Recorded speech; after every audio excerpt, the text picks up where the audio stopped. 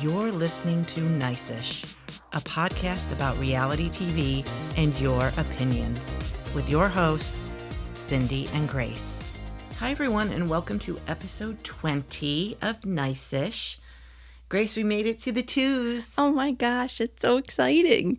I'll be honest, I did not know if we had it in us to continue with something this long.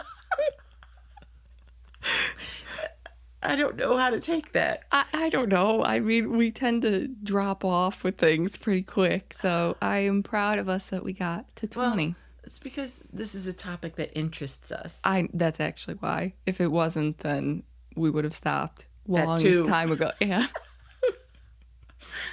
Well, we made it to 20, so that's great. How are you? I'm good. How are you? I'm better. We had an interesting day in the car. Oh, yeah. Okay. I like to drive at least a car length behind the car in front of me because I don't want to drive too close in case they, slam on their brakes or whatever, which tends to be an invitation to idiots who think they can just squeeze in there. So we were like 3 seconds away from a car accident today. Mm-hmm. I was so pissed. Rightfully so, yeah. I slammed on the brakes, slammed on my horn, and the thing is a horn does not deter anyone. No, it's like, yeah. It's more of an invite than anything, apparently. When you hear somebody slam on their horn, you would think, oh shit, maybe I shouldn't go in there. I'm going to hit the person because I'm telling you that the horn is on, meaning don't go. Right.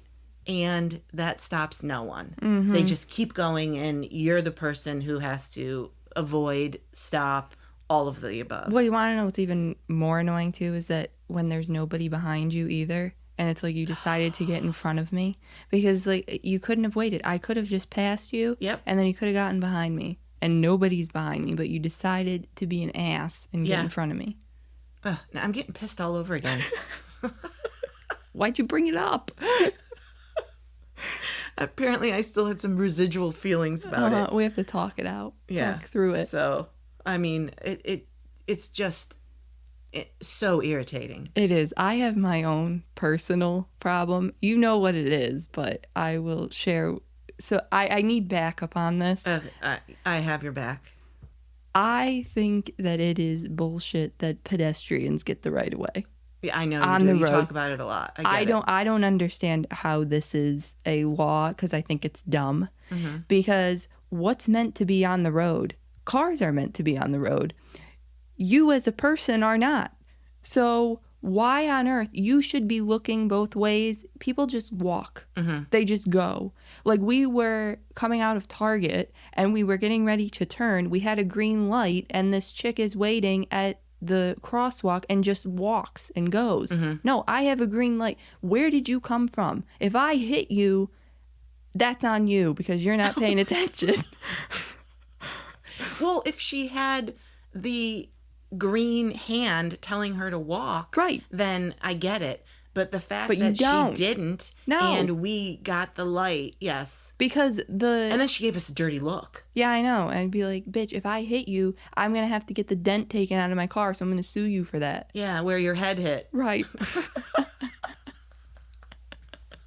Like, great, now I got a dent. Thanks. Yeah, I know. Well, we had a day. Yeah, I know. God. Yeah, it's not through. Same within parking lot. You want me to keep going? Same within parking lots. People never look. Yeah. I am parking my car there. I am driving. I don't see you. That's it. I don't see you. Yes. I don't see you when I'm backing out. You see me. Yes. That's exactly what I was going to say. I can't see every spot. Cars have blind spots. I look around. Mm-hmm. I go slow. I am like super slow in a parking lot.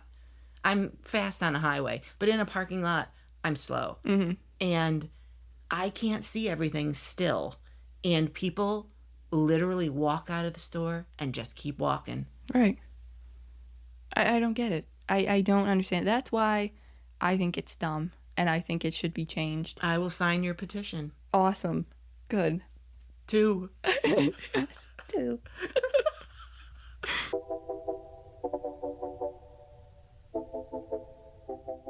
In Bravo News this week, RHONY Season 15 premieres October 1st, and an article came out from Decider, who interviewed the newbie housewife, Rebecca Minkoff. Mm-hmm. So the title of the article did not go over well with Housewives fans. It said, Rebecca Minkoff says Jenna Lyons turned down her suggestion to fake fight over fashion in RHONY Season 15. Unbelievable. God.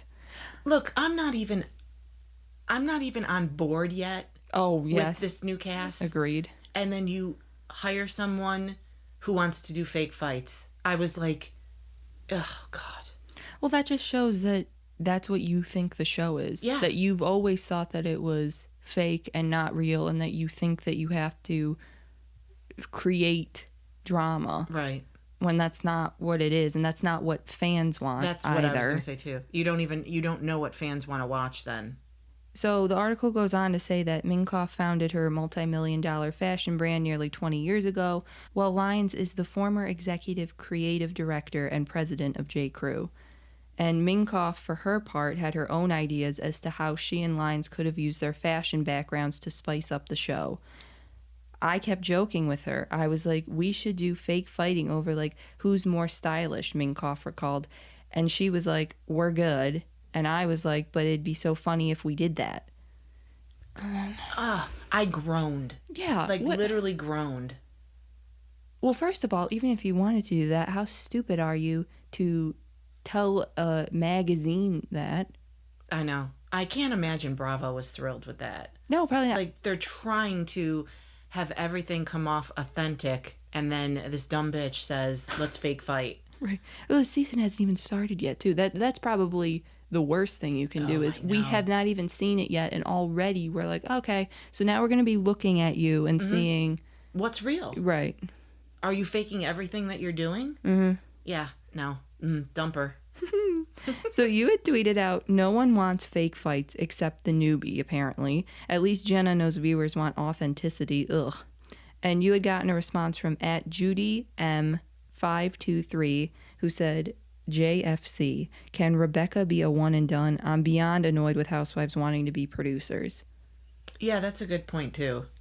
That we have come across that from time to time. Mm-hmm. I mean, speaking of RHONY specifically, with Zarin and Bethany.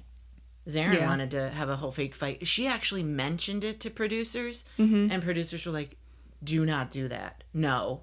And she did it anyway. And it backfired and got her fired, so... Yep. Win-win. Win-win, yeah. Now, yeah, it's just disappointing when a newbie especially wants to come in and just decide about how they want the show to go. Yeah. Like, you aren't a producer. Don't do that. And I am sure that they told you not to do it, just like you said. It just says to me that she's the wrong fit. Yes. And I know we haven't given her a chance yet. I know there's a lot of things people aren't liking about her before it's even started, but we're not going to go there. But already I'm thinking, why did you pick her?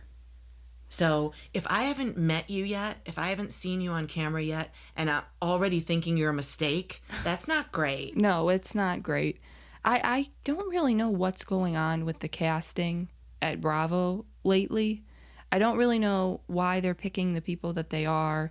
I'm not really sure if... I don't know. I've been very unhappy lately with the choices that have been made. Yeah, they still haven't called us. I know. What the hell? I have put it out there many times. Who knows more than me? A lot of people, I guess.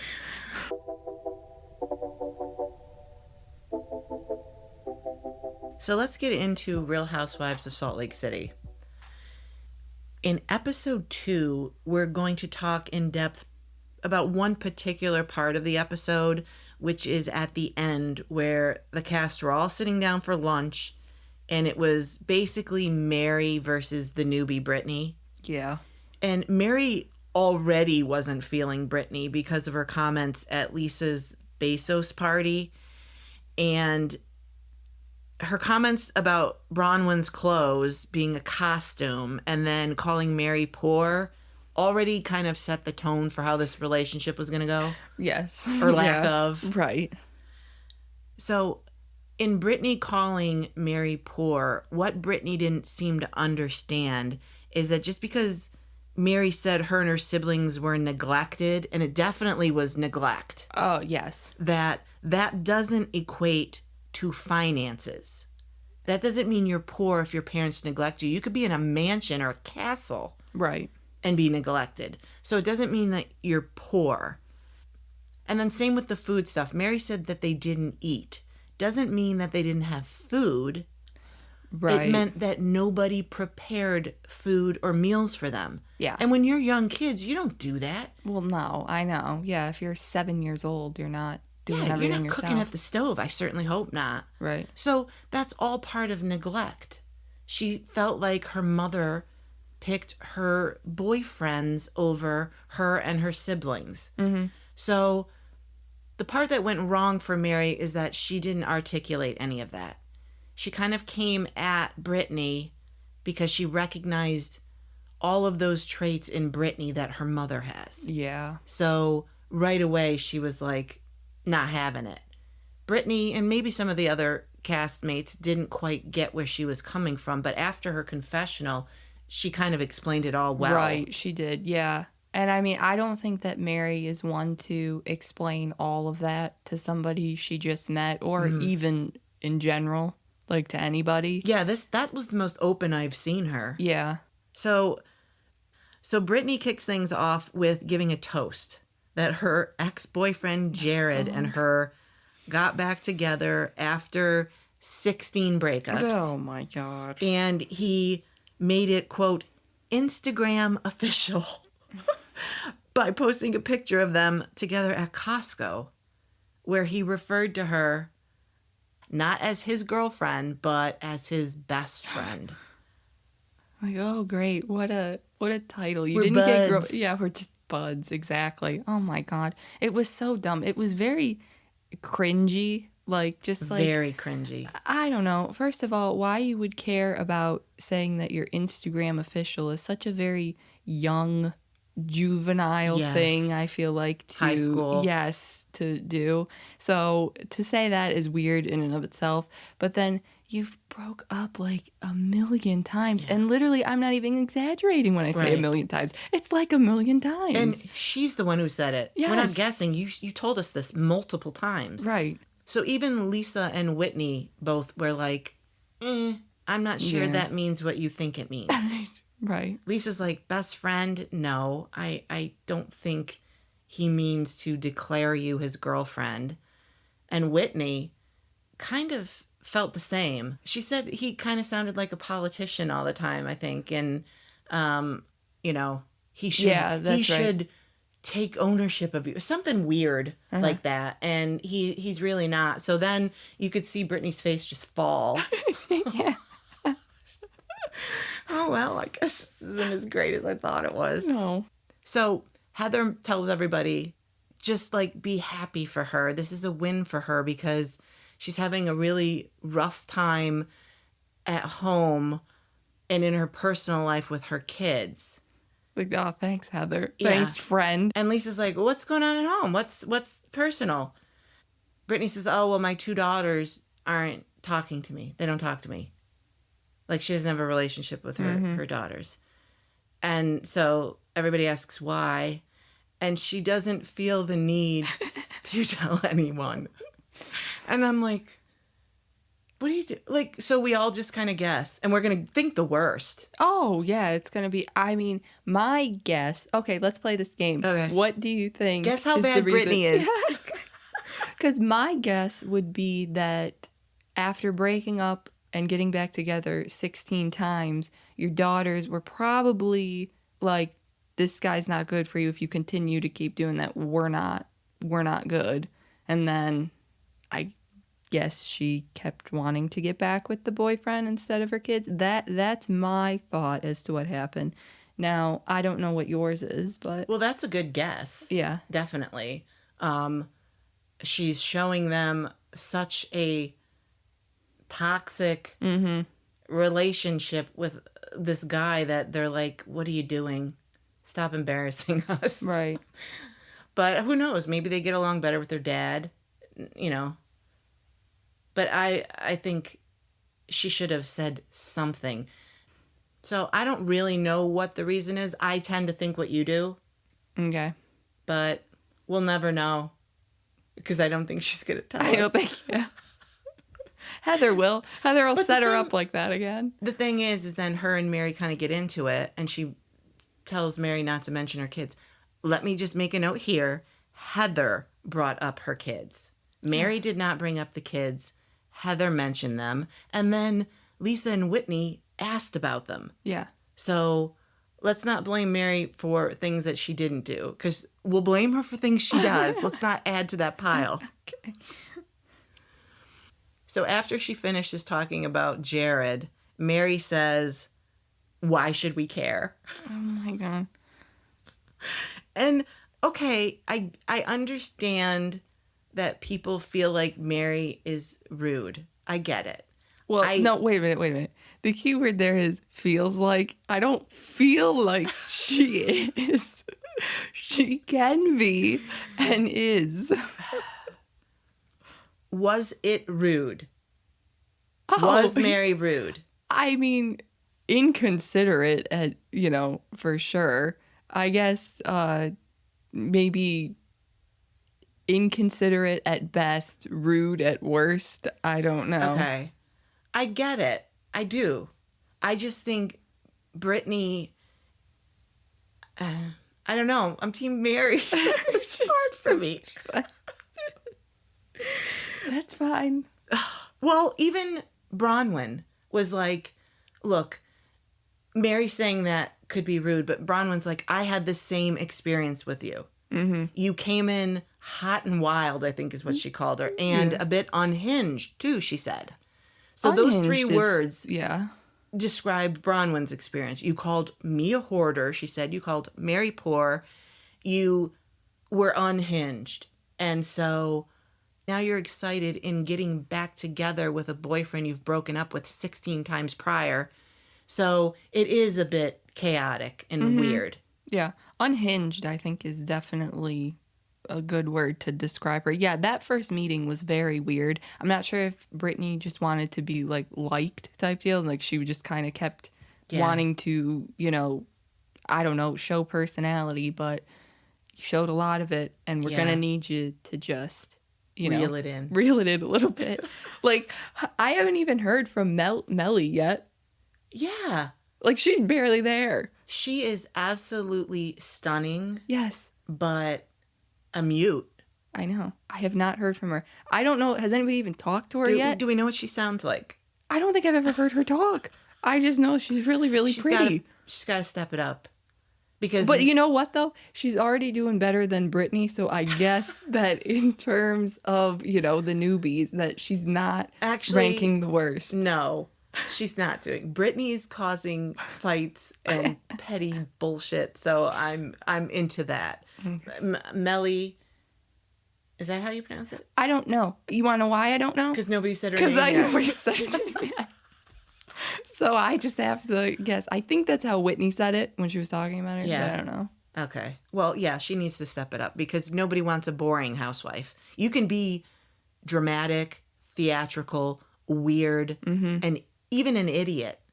Yeah. But you can't be boring. That is true. So we're going to discuss 4 different tweets and opinions about this. Okay. Because I first tweeted out, thoughts on Mary versus Britani. I will say that I understand where Mary's coming from, but I want to hear everyone's opinion. Do I want to hear everyone's opinion? I do. Mm-hmm. I don't always agree with them. People don't always agree with me. Mm-hmm. But I will say this. I want to kind of put a disclaimer out there because I don't know that I've ever said this on our podcast yet. We watch these shows for fun. We watch them for entertainment. And a lot of shit's been going on with stuff with OC and Tamra and Shannon and all this kind of stuff. I'm not going to go out on a limb for anybody. Smart. People are fighting on social media. They're getting pissed.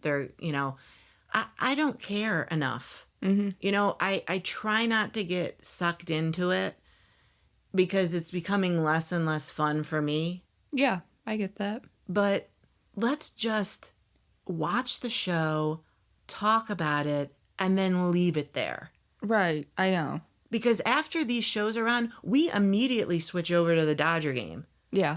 And watch that. Or we put on Bluey or something to watch. It's not something that we like to hang on to. No. And so while we're talking about all this and we're getting opinions and all that, I like a discussion. I really do. I've changed my mind lots of times when people will give me their theory or give me their opinion. Yeah. It happens to me a lot because I don't have a whole lot invested. That's what I was just going to say. Yeah. When there's not a lot invested and it's very low stakes, that's what makes it fun. And that's what makes it fun to talk about. Well, like, have you thought about it from this way? Have you thought about it from this way? Yeah. And that's what's fun. I don't want to, you know, I don't want to talk about the lawsuit and all that stuff that's going on there on OC. But that's when it starts becoming not fun and it becomes, you know. Because that is their real life, but we don't want to know them in real life. I don't. No. You know, I want to watch them on TV as a character. I understand that they're real people. Right. But I'm not interested in what happens outside the show that much. Like, I'll talk about it. We'll talk about news and that sort of thing. But I don't want to get so involved that I'm commenting on their Instagram and writing nasty shit and all that. I'm not going to get sucked in like that. Yeah. I just don't want to do that. Mm-mm. But Salt Lake City is a great example of not getting invested too much in the women themselves. I like women one day, and then the next episode, I'm not a fan. And that's what I like. I have like one or two ride or dies that I think are awesome out of all of the Housewives. Mm-hmm. But for this franchise, I kind of like everybody at some point and don't like everybody at some point. So we switch it up. Agreed. Yeah. And I like that. It's fun. Right. Yeah, I know. And it doesn't necessarily make you a hypocrite. It's just that I can change my mind because it's a stupid TV show. Yeah, exactly. So it's fine, you know? Okay. So soapbox done. Yep. So our first tweet is from @DH_DD, who said, "To me, Britani never really introduced herself, and the first words out of her mouth to Bronwyn and Mary were not compliments, but rather her opinions. So from their perspective, why should we care about your relationship when, like Mary said, we don't know you?" And why should I care? I'm sorry. I've been wanting to do that literally since you said that before, but... Quoting Bluey. Yeah, I'm sorry. But what are your thoughts on that? I would agree with that. Yeah, Britani never introduced herself. She never even went over. She just kind of sat down, and the first words out of her mouth were, "I like your costume." Yeah. Big strike. Like, this swinging isn't a a costume party, bitch. No, it's not. So, yeah, I would get why Bronwyn and Mary would be turned off from her. I totally and Mary understand doesn't like anyone that tries too hard. Yes. I think you said that last week, too. She's turned off by that. I still laugh when Angie called her over to just sit down with them and have lunch. God, yeah, last season. Yeah. And Mary said, "I'm not going over there." Like, it was an invitation. It was sweet. And she didn't don't bother Mary. Right. If she wants to come over, she'll come over. If she wants to talk to you, she'll talk to you. But literally, just don't. You can't try. You literally can't try. Yeah. Let her try. If she wants to get to know you, she'll engage with you. Yeah, she will. So that is still funny to me. But no, I don't know. I don't care. I'm not this invested, so I get why Mary is turned off by her. So to say, you know, like, why should I care about you? Would I say that? Maybe no. Right. But I get why she doesn't care. Right. And why she feels that way. Yeah, I do too. Then we have another tweet from @FemFatale9 who says, "The fact that this woman merrily refers to her constant on-again, off-again relationship instability as if it's no big deal screams toxic red flag. So it wouldn't surprise me if this toxicity bled into other parts of her life, such as her relationship with her kids. Oh, boom. Yeah. Okay. That's it. This is the It's the almost one. what you said, but this is more articulate. Right. God. Yeah, it's better. Definitely better. What I wanted to say but couldn't. Right. Yeah. No, this is Thank you, 100%. Yes. No, this is absolutely true though. Yeah. Of course it's going to bleed into with your kids and everything like that. You're, very unhinged, as Bronwyn said, unstable. And we don't know. Are you putting him before your kids? Right. We don't know because she didn't talk about it. Right. So we're drawing our own conclusions, and we think the worst of you. So then we have another tweet from @tasteof_reality who says, on a real life level, I think Mary is being too hard on Britani and looking for issues. Britani didn't get a fair shake into the group. On the campy theatrical level that is Salt Lake City, I love it. No notes. No notes. Yeah, no, Look, right. I tend to go way overboard on Mary and my Yes. love for her. This is you and probably 95% of the population. Right. I mean, honestly, if we weren't filming this for a TV show and you had only met this person twice and that's what you got, absolutely, that's way too hard. What are you doing? Like, you don't know me. But we are filming a TV show and I want to see her be mean to you. So I'm okay with it because it's not me. I feel the same way. I'm not Mary's friend. Yeah, If Mary said that to me, would I cry? Absolutely, yes. I would cry. I would. Right. I'm sensitive that way. Mm-hmm. I mean, it is. Well, I was gonna say not even that doesn't. You don't even have to be a sensitive person to get offended by that. But right. But I would be upset. I would be upset at the way Mary might talk to other people. Mm-hmm. But because I don't know these people, they're not my friends, I enjoy it. Right, exactly. Sue me.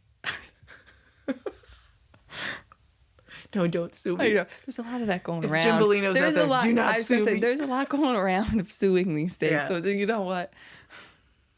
And then the last tweet is from @PeaceLoveOil, who says, Mary is TV gold, but it's hard to be Team Mary because she's a little off. She takes offense way too easily and cannot be swayed, even though it makes her look unhinged. I think she probably is a very sweet but damaged soul, and she's entertaining as fuck, but I can't be in her side, really. I mean, I have said this before, too, on the podcast, that I think that it's hard for me to watch her.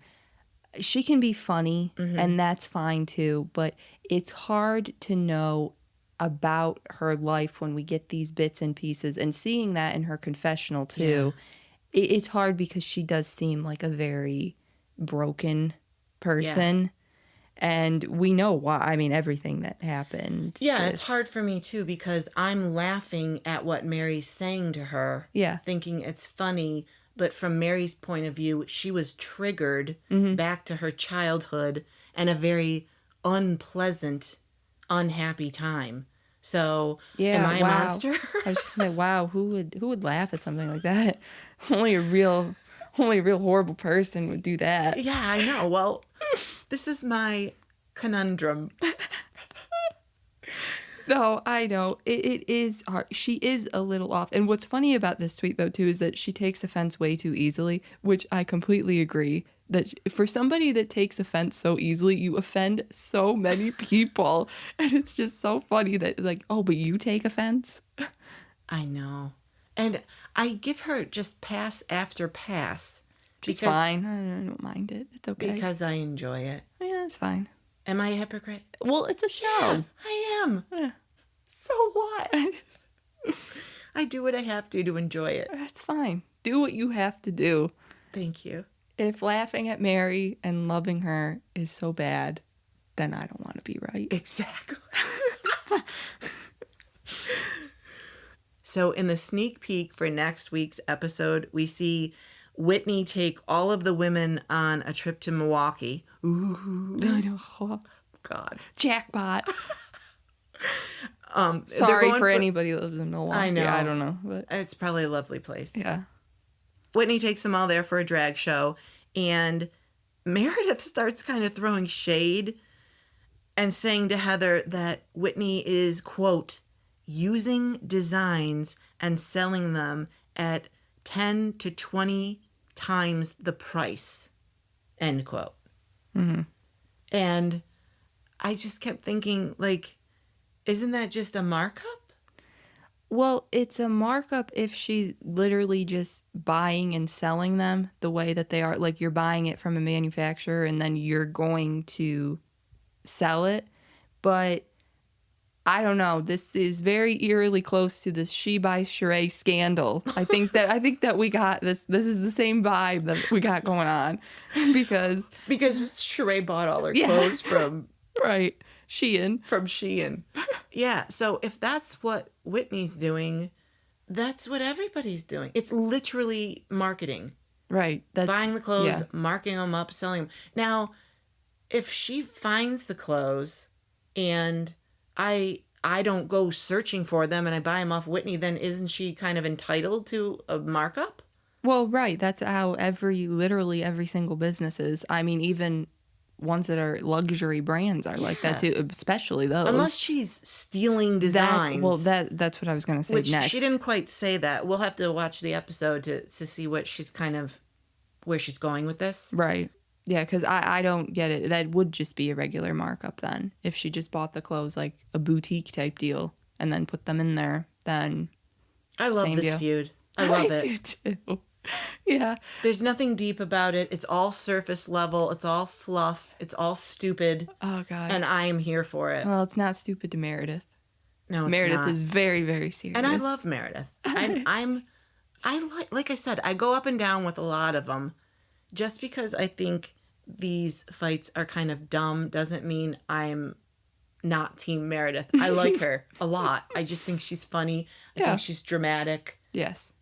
I mean, that's exactly what I want in a housewife. Agreed. So I think, we'll see then. We'll see what Whitney's doing in the next episode. I know. Is she a thief?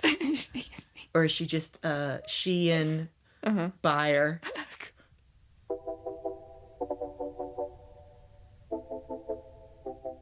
So in this week's episode of Orange County, we watch what could be one of the most uncomfortable dinners like in Housewives history. Cosign. It was horrible. I did not enjoy watching it. I was very like on the edge of my seat, squirming. Like couldn't wait for it to end. Yes, couldn't wait for it to end. Yeah. So normally I like these type of settings, especially like a table setting where everybody is forced to sit there and talk. It's usually the best moments of a season. Yeah. But it just kind of felt gross to watch, and I was not. Yeah, the whole vibe was uncomfortable. From the moment it started to the very end, it was uncomfortable to watch. There were tons of moments that just made the night overall uncomfortable, starting with Eddie and Ryan when they first saw each other. Ryan kind of leaning in for a hug, handshake type deal, and just Eddie being like, no, I'm good, thanks, man. Yeah. Ugh. And then that set the tone for the whole evening. Yeah, because then I think everybody was on edge. Just everybody as the guests to see, what was going to happen between them. Because they were all in the kitchen. Yes. Everybody saw it. So it's like, oh, this is how it's going to go. Right. Okay. And then Ryan trying to explain his job to Matt. As uncomfortable and cringy, that was one of my favorite moments. Because the way they edited it. Yes. Did I say that right? Edited it. The way. It's hard to say. No. Words are hard. The way it was edited. Oh, that sounded okay. Yeah, edited. Yeah. Was hilarious. Uh-huh. That was so well done. Yeah. That it made it look like he was trying to explain it for an hour. I know, just like they were rambling on. Could have been an hour. We don't know. Well, Matt's face looked like he was talking for an hour. He looked like he still didn't know at the end of that conversation what Ryan did. Yeah, it was a confusion tactic out there. Yeah. Like, so what do you do? If you can't explain in 1 to 2 sentences what you do, and red flag. When you have 10 jobs, red flag. When you have 10 jobs that are seemingly no job, then it's like, what? Yeah.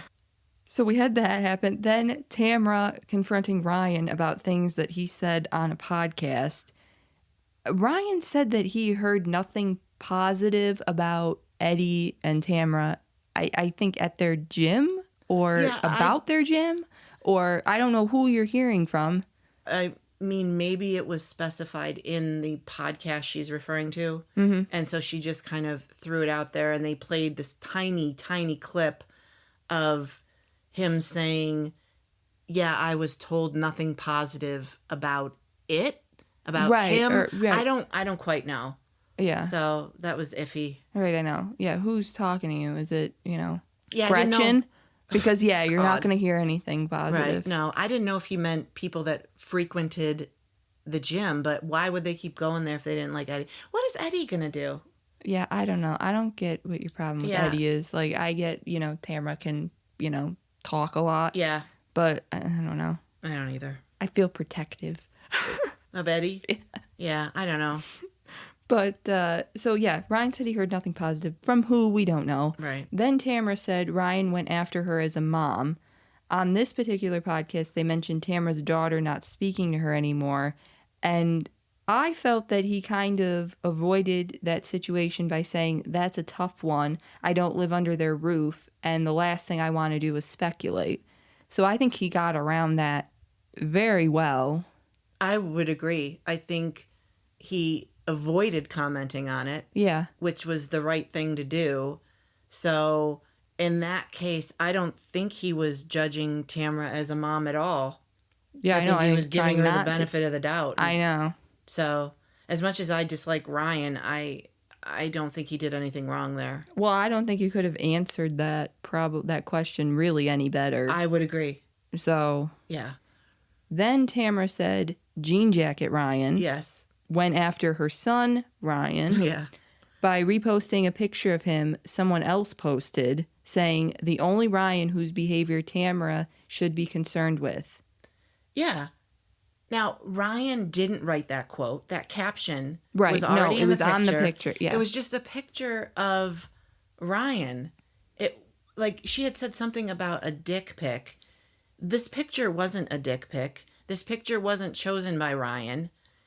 He's just kind of saying, okay, we have 2 Ryans here, your son and me. Worry about your son. Yeah. Stop worrying about me. Right. So I gotta say, I don't think he did anything wrong here either. Well, no, I don't either. I think that the only mistake, if you would even call it, because I don't think he knew that Ryan, Tamra's son, had his own dick pic from a long time ago. So the idiot that he is, though, decides to post his link to his shop and then the, camera and an eggplant emoji. And it's like... And the link to his shop is called dickpic.shop. Right.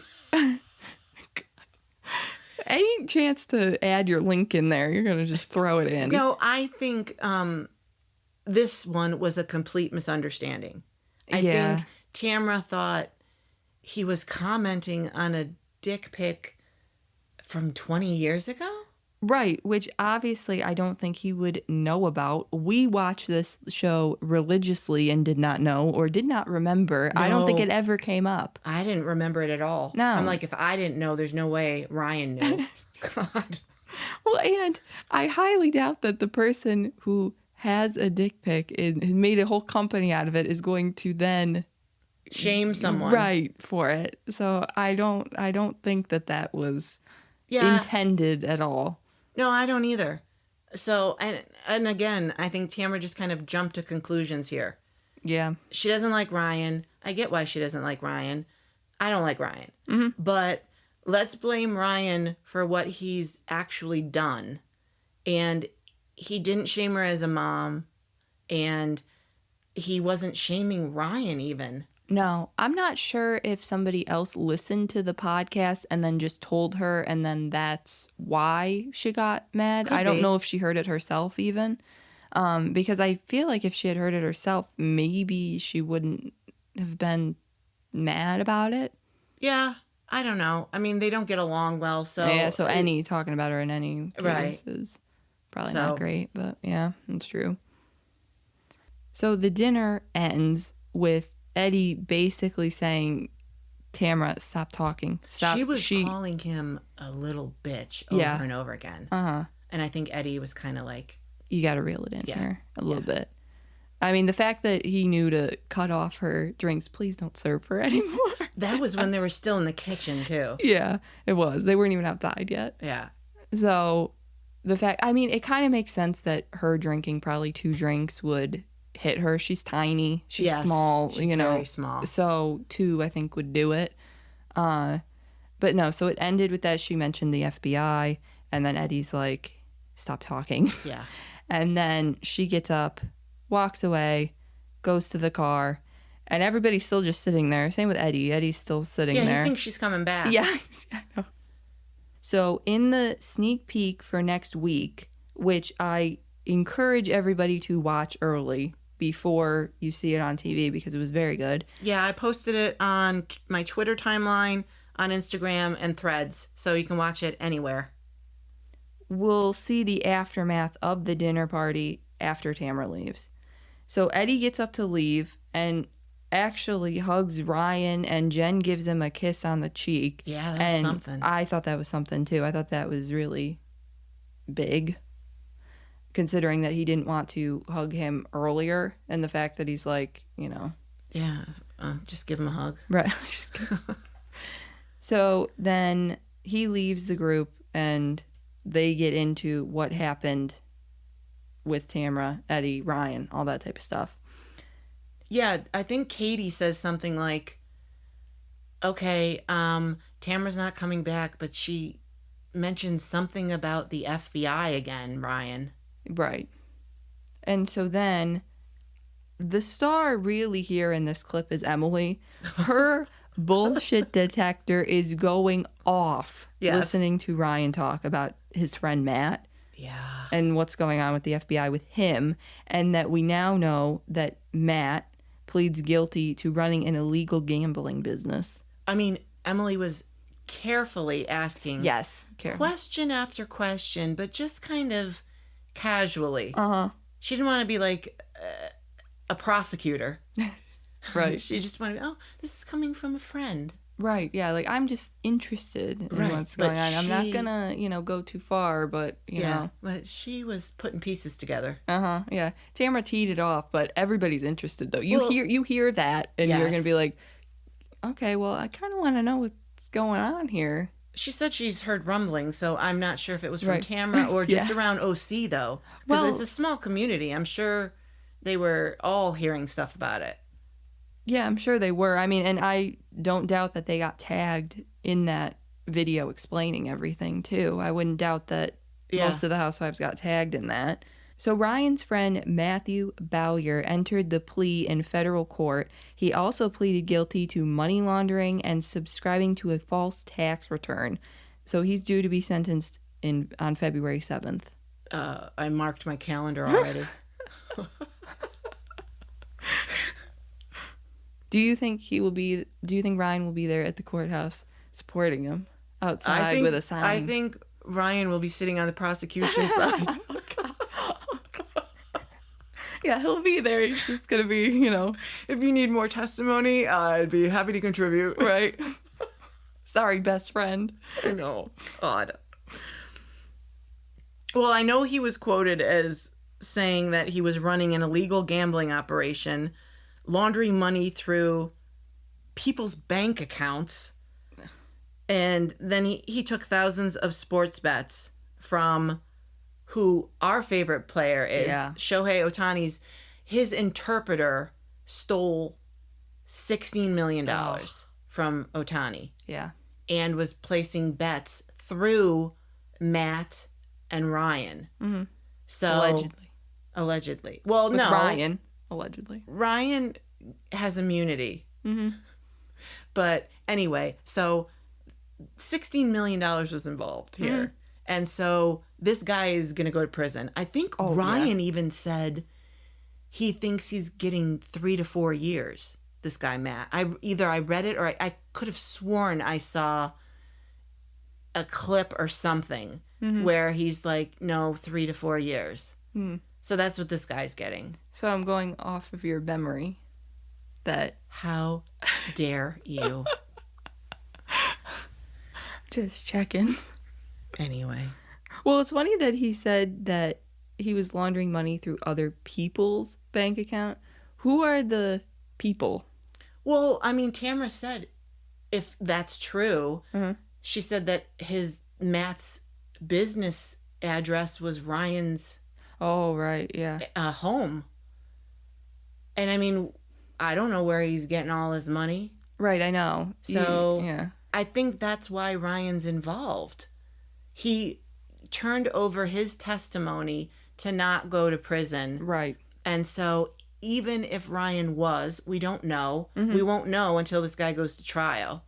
Oh, hey, I don't know if he is. No, he's not going to trial. He pleaded guilty. Yeah, he already did. It's just going to be sentencing. We won't know any of the specifics. We don't know what Ryan said. We don't know what his testimony is. He's not going to prison because he gave the feds his account of what happened. So I don't know if him and Matt are friends now. I'm going to go with no. Probably not. But, Right? that's just a guess.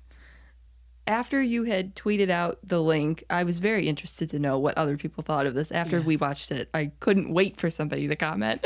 And we got a good one. Yeah, we got a good one. From @LouLovesBravo. Said, I think people forget that Emily is and was an attorney. The way she was grilling Ryan after Eddie and Tamara left was interesting to watch. You could see her working through what Ryan had told her, but she still kept it cool. Oh, I mean, he nailed it. That's exactly what she did. Yeah. She had already heard rumblings, so when he went on and said his friend owned a bookie business... Right. Oh, and then Katie asked her husband, is that illegal? And Jen's like, yes, it is illegal. And Ryan's like, yeah, in California. So you're literally saying that your friend had an illegal bookie business. Right. And you went to Vegas with him all the time. Yeah, nothing. And Emily's putting it all together. Oh, and yeah. Shane is also an attorney. Yeah. So Shane's standing. Shane didn't even sit back down. He's standing there the whole time. He probably needs the pace. But, you can watch her mind work. Mm-hmm. And so she was asking question after question, and it was interesting, for sure. Yeah, I thought it was interesting. I can't wait to actually see this in the episode, because I know that we got this part, but I want to hear about what happens after this dinner and what maybe Emily either says to Shane if they talk about it together, or what Emily might tell Gina about it. I don't know. Someone else said, and it might have been in a group chat of mine, could have been Mario, I'm not sure, who said they love having, no, maybe it was Mikey, I don't know. They love having, Mikey. Yeah, I think it was Mikey. They love having someone who knows the law on these shows. He's like, I wish everyone would go to Emily about these questions because she explains things. I know. And I feel the same way. I enjoy hearing the legal stuff. Right, because I don't know shit. But somebody who knows the law would know, hey, is this, is this not good? Or how many years is he getting? Is he getting any jail time? What's going on here? Yeah. So it's all interesting. There should be a lawyer on every Real Housewives show. That should be the credentials for at least one person. Oh, we could have used one on Beverly Hills when Erica and Tom were going through all that. I know. We had Sutton, but she didn't quite know the law. She thought she did. She made her best effort. I appreciated it. She was doing the work for all of us. Yeah. Sutton is me. I am Sutton. I like to give my opinions, though there is no basis in fact. Right. That's the disclaimer for this entire podcast.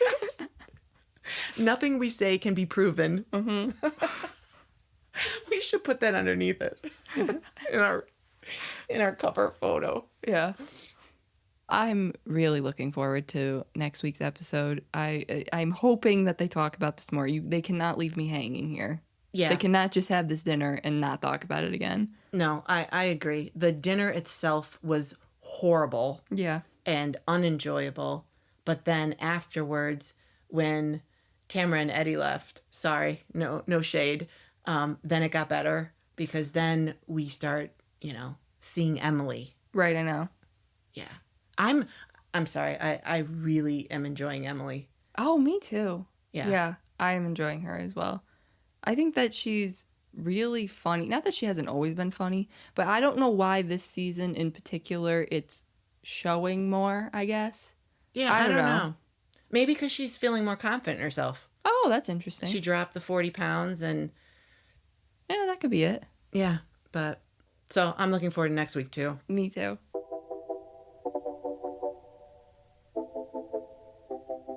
Thanks for listening to episode 20 of Nice-ish. You can follow us on Instagram or Twitter at Nice-ish Podcast or Love Cindy C. You can listen to Nice-ish wherever you get your podcasts and on YouTube. Look for new episodes every Monday. Thank you for listening and have a nice-ish day.